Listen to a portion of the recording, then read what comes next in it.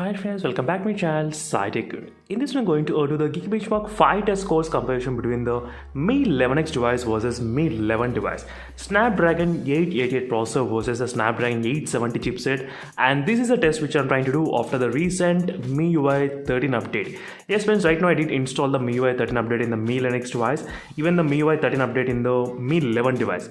So both phones are running the MIUI 13 version. As you can clearly see, after this MIUI latest version, let's see what will be the Geekbench score we can actually get in these both phones. And right now I did install the Chinese ROM of MIUI 13 in the Mi 11X device. That's the reason I was able to get this MIUI 13 update as soon as possible before the Indian variant. But let's see what's going to happen with the overall Geekbench test scores comparison side by side. That's what I will try to focus in this video, comparing both phones. So this test I'll try to do in two different methods. So first, without using any high performance mode. Second time we'll try to use the high performance mode and I'll try to do the testing between these both phones. Then we'll try to understand single core and the multi-core, how much difference we are getting, and with using and without using high performance mode. These are the few details which I'll try to mention in this video. And right now the test is going on and I'll be back after some time just to check overall scores, what's happening between these two devices. Right now, as you can see, the first phone to finish is the Mi 11 device with the Snapdragon 888 processor, so which scored about 1108 in the single core, and the multi-core we got about 3355. As you can see, 3355. And right now the Mi 11X device also will be finishing the test, and then we'll be able to get to know exactly the single core results, what's happening in this device. So in the Mi 11X device we got the score about 924 single core and the multi-core 2969.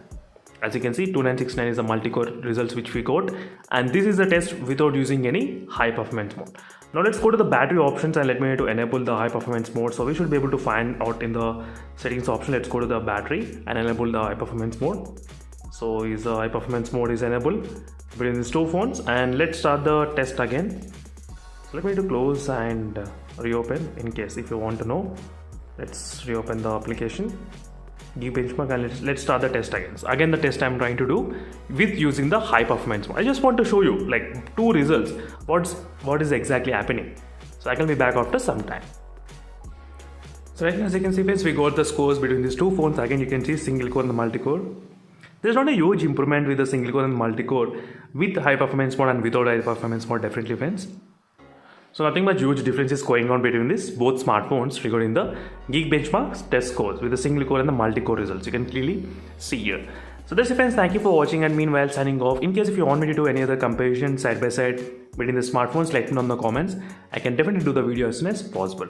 Meanwhile signing off until then, stay tuned for more updates. As I said, this is a Chinese based ROM which I did install, and very soon in Indian version also it will be getting updated with the MIUI 30. Meanwhile signing off friends, thank you for watching. Until then, stay tuned and bye.